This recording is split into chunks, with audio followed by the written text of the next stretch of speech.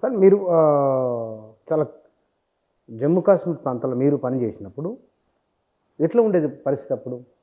నేను జాయిన్ అయినప్పుడు 1986లో జాయిన్ అయ్యానండి. 86లో అప్పుడే ఉగ్రవాదులు మెల్లగా కాశ్మీర్ వ్యాలీలో బేస్ చేసుకోవడం మొదలుపెట్టారు తెలియకుండా. అంటే అప్పట్లో ఉరికి బస్సు వెళ్ళేదండి. ఉరి బస్సులో AK-47 తీసుకుని వచ్చేసారని రిపోర్ట్ వచ్చేది. కాకపోతే అప్పుడు మాకు arm forces special power act ఉండేది కాదు. అంటే ఆర్మీ వెళ్ళి నేను సివిల్ వెళ్ళి చెక్ చేయడానికి లేదు, లేకపోతే మీకు అనుమానం ఉందని లేదు. అప్పుడే ఫరూక్ అబ్దుల్లా గారి గవర్నమెంట్, అంటే పేర్లు చెప్తున్నాను కానీ అది హిస్టరీలో ఉంది, సినిమాలు కూడా వచ్చినాయి. ఫరూక్ అబ్దుల్లా గారి గవర్నమెంట్ ఎన్నికైనప్పుడు కాంగ్రెస్ గవర్నమెంట్ ఆ గవర్నమెంట్ కలిపి చాలా ఇదేంటిది ఎలక్షన్లో ఇది చేశారని వచ్చింది ఈయన ఎలక్షన్ కావడానికి. తర్వాత కరప్షన్ విపరీతంగా పెరిగిపోయిందండి. దాంతో ఏంటంటే కొంచెం ప్రజల్లో కూడా అశాంతి పెరిగింది. అదే టైంలో రష్యాకి రావాల్సిన సపోర్ట్లో వెపన్స్, డబ్బులు ఇవన్నీ వచ్చినాయి. పాకిస్తాన్ ఏం చేసిందంటే ఇటు కాశ్మీర్ వైపు డైవర్ట్ చేసేసింది. అందుకని ఉగ్రవాదం మొదలైందండి 89లో. అది బ్యాడ్ లక్ ఏంటంటే తెలుగు సినిమా రైటర్ కూడా రాయనంత ఫకీడ్లో మన యూనియన్ హోమ్ మినిస్టరు కాశ్మీర్ నుంచి అండి, ముఫ్తీ సాబు. ఆయన కూతుర్ని కిడ్నాప్ చేసి వీళ్ళని రిలీజ్ చేస్తావా అంటే, అప్పటికే నలుగురిని వీళ్ళని అరెస్ట్ చేస్తే వీళ్ళని రిలీజ్ చేస్తావా లేదా, మాకింత డబ్బులు ఇస్తావా లేదా అని చెప్పి వాళ్ళు రిలీజ్ చేయించుకున్నారు. ఇది తెలుగు సినిమాలో జరిగినట్టు అయిపోయిందండి కహాని ఆ రోజు. వీక్ గవర్నమెంట్ అండి, మన సెంట్రల్ గవర్నమెంట్ వీక్. అప్పుడు 4-5 కోయిలేషన్లు వచ్చినాయి.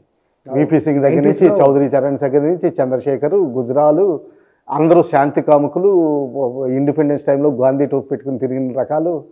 అంతకుముందు కూడా కొన్ని సంవత్సరాల క్రితం కూడా మొరార్జీ దేశాయ్ గారు అదో పద్ధతి ఆయనది. ఆయన మంచివాళ్ళే, కానీ ఏంటంటే ఇన్ఎఫెక్టివ్. దీనివల్ల ఏంటంటే వీక్నెస్ కనుక్కున్నారనమాట. కనుక్కుని టెర్రరిజంని ఎలా ప్రోత్సహించారు. ఇప్పుడు పాకిస్తానే యుద్ధం చేయాలని ఉంది. లాల్ బహదూర్ శాస్త్రి టైంలో వాళ్ళే ఇనిషియేటివ్ తీసుకుని మన మీద అటాక్ చేశారు. లాల్ బహదూర్ శాస్త్రి గారు మన ఆర్మ్డ్ ఫోర్సెస్కి ఇప్పుడు మోడీ గారు అన్నట్టుగా ఫుల్ పవర్ ఇచ్చేశారు. ఫుల్ పవర్ ఇచ్చేసి వాళ్ళు ఇక్కడెక్కడ తిరుగుతుంటే, పల్లెటూరులో పూంచి అని తిరుగుతుంటే మనం వెళ్ళి లాహోర్ పట్టుకుందాం అనుకున్నారు. అంతే మనం లాహోర్ వెళ్ళిపోయి 5 కిలోమీటర్ల దూరంలో కూర్చున్నాం. అంటే వెంటనే ఓడిపోయారు వాళ్ళు. ఎందుకంటే ఈరోజు సాయంకాలం ఓకే అంటే రేపు పొద్దునకి మన లాహోర్ మన చేతుల్లో లాహోర్ వచ్చేసేది.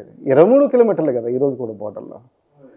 అది లాల్ బహదూర్ శాస్త్రి ఇలా చేస్తారని అనుకోలేదు వాళ్ళు, ఊహించారు. వాళ్ళు ఏమనుకున్నారంటే పొట్టు బ్రాహ్మణుడు, ఏదో యూపీ నుంచి వచ్చాడు, ఏదో అయ్యాడు అనుకున్నారు అంతే. ఆయన్ని అమానుషంగా చాలా డిబేటబుల్ పాయింట్ అండి. ఆయన ఎలా పోయారు అన్నది అందరికీ తెలిసింది. డౌట్ఫుల్ సర్కమ్స్టాన్సెస్లో పోయారు. ఆయన అంత గట్టివాడు అవుతాడని ఎవరు ఊహించలేరు. అలాగే మన ఇండియన్ ఆర్మీ తోటి గెలవలేమని ఎందుకు తెలుసు, వీక్ ప్రైమ్ మినిస్టర్స్ ఉన్నా కానీ ఆర్మీ స్ట్రాంగ్గా ఉంది, బ్యూరోక్రసీ స్ట్రాంగ్గా ఉంది. సో అందుకని భయపడ్డారనమాట. ఈ ఉగ్రవాదం ద్వారా కాశ్మీర్ని తీసేసుకోవచ్చు అనుకున్నారు. యాక్చువల్గా జరిగేది దాదాపు అదంతే అయిందండి. మీకు 1991లో ఏమైందంటే PV నరసింహారావు గారిది మైనారిటీ గవర్నమెంట్. ఆయన మీద అభియోగం కూడా వచ్చింది, జస్ట్ 2 ఓట్ల కోసం, అంటే 2 MP సీట్ల కోసం ఇంత లంచాలు ఇచ్చారని. అది ఒక విధంగా నన్ను అడిగితే పొలిటికల్ మూవ్ అని, మంచి పని చేశారు ఆయన. ఆయనే అసెంబ్లీలో పార్లమెంట్లో పాస్ చేయించారు జమ్మూ కాశ్మీర్ మీద నెగోషియేషన్ లేదని. అప్పటి వరకు మన ఇండియా ఫుల్ జమ్మూ కాశ్మీర్ అని స్ట్రాంగ్గా బల్లగుద్దినట్టు ఎప్పుడు చెప్పలేదు. అది PV గారు అప్పుడు చేసింది.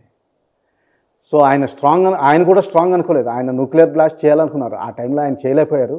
ఆయన వాజ్పేయి గారికి ఫస్ట్ హ్యాండ్ ఓవర్ చేసిన పాయింట్లో ఇదేనండి, ఇది అందరూ చెప్తారు. సో ఆ విధంగా టెర్రరిజాన్ని ఎంకరేజ్ చేశారు. అంటే 90ల తర్వాత నుంచి వాళ్ళు మనుషులను చంపడం కూడా, మొన్న చంపడం కూడా, అంటే ఒక ఏదన్నా ఒక పశువును దెబ్బ కొట్టాలన్నా బాధ అవుతుంది. అదే ఎందుకు అట్లా చేస్తామని, ఒక మనిషిని చంపడం అనేది దయా జాలి ఏముండదు. వీళ్ళు ట్రైనింగ్ ఎలాగైతే ఉంటారంటే అండి, దాదాపు 28 ఆర్గనైజేషన్ మీరు ఇప్పుడు జమ్మూ కాశ్మీర్లో ఎలాగ చేశారో అది ఇది 86లో నేను ఉన్నప్పుడు శ్రీనగర్లో మామూలు బట్టలు వేసుకుని ఇలా తిరిగా ఉండండి. మామూలుగా మీరు ఎలా తిరుగుతున్నారో, హైదరాబాద్లో ఎలా తిరుగుతున్నారో అలాగే తిరిగాను. బ్యాంక్కి వెళ్ళి క్యాష్ తీసుకొచ్చేవాడిని. లాల్ చౌక్లో SBI ఉంటుందండి మెయిన్ బ్రాంచ్.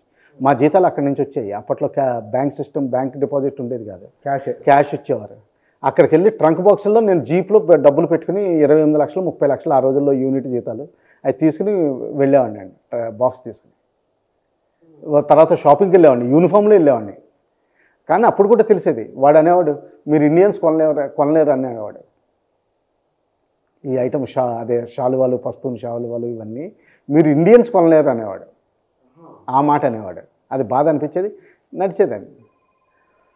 ఇలా చేస్తున్నప్పుడు అంటే ఏంటంటే అండి, దాని తర్వాత ఉగ్రవాదం పెరిగింది. 1989లో వచ్చింది.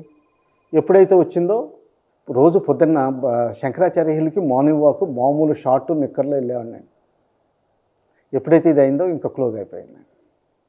ఆ హెడ్ క్వార్టర్స్ 4 సార్లు అటాక్ అయిందండి. దాని తర్వాత 1994 వచ్చేసరికి పీక్ వెళ్ళిందండి. 5,000 మంది టెర్రరిస్టులు ఇండియాలో ఉండేవారండి. 5,000 వీళ్ళందరూ ఆఫ్ఘనిస్తాన్లో ట్రైనింగ్ తీసుకుని వచ్చారండి, రష్యాకి ఎగనెస్ట్గా ఫైట్ చేసి కొంతమంది. తర్వాత అమెరికా ఇచ్చిన ఆయుధాలు, రష్యా కోసం ఫైట్ చేయాల్సిన ఆయుధాలు, రష్యాకి ఎగనెస్ట్గా ఫైట్ చేయాల్సిన ఆయుధాలు తీసుకొచ్చేసారు. అందులో 1995లో మీకు ఒక స్టింగర్ మిసైల్ కూడా రికవర్ చేశాం. అంటే యాంటీ ఎయిర్క్రాఫ్ట్ మిసైల్ కూడా ఇచ్చారు వాళ్ళు. పాతదైనా కానీ అది రికవర్ చేశాం. అలాగా ఆ వెపన్స్ తీసుకుని వాళ్ళ ట్రైనింగ్ ఎలా ఉంటుందంటే, అంటే ఫస్ట్ తీసుకున్నది రిక్రూట్ చేసుకుంటారు. అందులో ఒక 3 months ట్రైనింగ్ ఇచ్చి ఫిల్టర్ చేసేస్తారు, ఫిజికల్ ఫిట్నెస్, మెంటల్ ఫిట్నెస్ లేని వాళ్ళని. దాని తర్వాత ఆమె దౌర్ అని చెప్పి ఒక క్యాంప్ పెడతారు. దానిలో ట్రైనింగ్ ఇచ్చిన తర్వాత అందులో సెలెక్ట్ చేసి, అంటే ఇప్పుడు దీనికి అంటే ఈ విధంగా చెప్పే కంటే నేను ఇంకొక ఎనాలజీలో చెప్తాను. ఇప్పుడు చైతన్య నారాయణలో మీరు జాయిన్ అయ్యారనుకోండి ఇంజనీరింగ్ కోచింగ్కి, మీరు మెరిట్లో ఉంటే డిస్ట్రిక్ట్ లెవెల్కి తీసుకెళ్ళిపోతారు. ఐఐటి సీట్ వచ్చేటట్టు ఉంటే స్టేట్ లెవెల్కి తీసుకెళ్ళిపోయి వేరే ట్రైనింగ్ ఇస్తారని విన్నాను. అంటే ఏంటంటే మిగతా వాళ్ళు మామూలుగా ఊళ్ళో చదువుకునే వాళ్ళు ఊళ్ళో ఏదో వెళ్తారు, వస్తే సీట్ వస్తారు, లోకల్ సీట్ వస్తుంది. ఈ ట్రైనింగ్ అడ్వాన్స్ ట్రైనింగ్కి తీసుకెళ్ళిపోయిన వాళ్ళు వీళ్ళు అసలైన క్యాడర్స్ అనమాట అండి. అలాగే టెర్రరిస్టులు రిక్రూట్ చేసిన తర్వాత అలా సీరియస్ టెర్రరిస్టులు వేరు, మామూలు టెర్రరిస్టులు వేరు. అంటే మానవత్వం లేకుండా ఉండాలి. మానవత్వం లేకుండా. తర్వాత ఏంటంటే ఈ రాంగ్ వీడియోస్ చూపించి ఇండియాలో ఏంటంటే రేప్ అయిపోతుంది, లూట్ అయిపోతుంది, వాళ్ళు ఎలా చేస్తున్నారు, మన మతం ఇలా చెప్తుంది, జిహాద్ చేయాలి, వాళ్ళని చంపితే మనకి స్వర్గంలో అన్ని సుఖాలు వస్తాయి, ఇలా ట్రైన్ చేస్తారనమాట. కల్మా చదివించడం, తర్వాత అంటే చాలా హార్డ్గా ట్రైనింగ్ చేస్తారు. ఎంత హార్డ్గా ట్రైనింగ్ చేస్తారంటే కొంచెం ఎగ్జాంపుల్ చెప్తాను. కొండ మీద రాత్రి కూర్చోబెడతారండి అన్నం లేకుండా. రాత్రి 11ంటికి పడుకున్నవాడిని, అంటే కొండ మీద పడుకోమంటారు, అంతే, ఇల్లు ఏమి ఉండదు. అరే ఇండియన్ ఆర్మీ వచ్చేసింది ఇక్కడ రైడ్ చేయడానికి, నువ్వు ఇక్కడ కొండ నుంచి కింద పారిపోవాలని. లైట్ ఉండదు, ఏమి ఉండదు. కొండలు ఇంకా 2 బస్ట్ ఫైర్ ఓపెన్ చేస్తాడండి, వాడే ఓపెన్ చేసేస్తాడు. సో వీళ్ళు కింద పరిగెట్టుకుంటూ వస్తారండి. అంటే ఒకళ్ళ కాలు ఇరిగిపోయినా కానీ పరిగెట్టుకుంటూ కిందకి వస్తాడు. కిందకి వచ్చిన తర్వాత మళ్ళీ పైకి వెళ్ళంటాడు. 2 గంటలు మళ్ళీ రెస్ట్ ఇస్తాడు, మళ్ళీ కిందకి వెళ్ళంటాడు. కిందకి వెళ్ళి ఇప్పుడు కాలువ దాటే నీకు ఈత వచ్చినో లేదా అంటాడు. అలా చేసి 72 గంటలు అన్నం లేకుండా చేసేస్తాడు. తట్టుకోగలవా? అలాగే చిన్న బాత్రూమ్ అంత ఏరియాలో దాక్కోమంటాడు. 68 గంటలు 72 గంటలు పెట్టేస్తాడండి. జస్ట్ ఫుడ్ కొంచెం డ్రై ఫ్రూట్స్ ఇలా వదులుతాడు అనమాట, ఒక యాపిల్ బతకడు. ఒక టాయిలెట్ ఎలా వెళ్ళాలి ఇదంతా, టాయిలెట్ వాడికి ఒకవేళ ఉంటే అక్కడే. అటువంటి అంటే తర్వాత ఇంకోటి ఏంటంటే ఈ డ్యామేజెస్ అయినప్పుడు ఇంకా ఎక్కువ ట్రైనింగ్ ఇస్తారండి. వెంటనే ఫస్ట్ ఎయిడ్ ఇవ్వరు. అంటే ఏంటంటే మీకు క్షమత కూడా పెరుగుద్ది. అంటే ఒకవేళ ఇప్పుడు దెబ్బలు తగిలినా కానీ దెబ్బలు తట్టుకోగలిగే క్షమత పెరుగుతుంది. ఇలా చేస్తారు. అందుకని ఏంటంటే వీళ్ళు ఎంత ట్రైనింగ్ అయ్యి వస్తారంటే చనిపోబోతున్నప్పుడు కూడా గ్రెనేడ్ పిన్ని తీసేసి పట్టుకుని ఉంటాడండి. అంటే మన ఇండియన్ వాళ్ళు చెక్ చేయడానికి వస్తే ఆ గ్రెనేడ్ చేతుల్లోంచి బయటకు వస్తుంది. ఒకవేళ చచ్చిపోయిన తర్వాత కూడా కొంచెం లూజ్గా కదిలి ఆ బాడీ కదిలి మన వాళ్ళు చనిపోతారు. అలా జరిగిన ఇన్సిడెంట్లు చాలా ఉన్నాయండి. అందుకని మేమేం చేయడం మొదలుపెట్టాం, ఇలా చనిపోయినప్పుడు టెర్రరిస్టులు చనిపోయినప్పుడు మన సౌత్ ఇండియాలో గేలం ఉంటుందండి. బావిలో బాల్చా పడిపోతే గేలంతో తీస్తాం. అది వాడి ప్యాంట్కి షర్ట్కి వేసి వాడిని 10 మీటర్లు లాగుతామండి ఆ శవాన్ని కూడా. లేకపోతే గ్రెనేడ్స్ ఇవన్నీ పట్టుకుని మరి చచ్చిపోతాడండి. లేకపోతే డెటోనేషన్ రెడీగా పెట్టుకుని చచ్చిపోతాడు, బాడీ కింద పెట్టుకుని చచ్చిపోతాడు. అంత ట్రైనింగ్ ఇస్తారండి.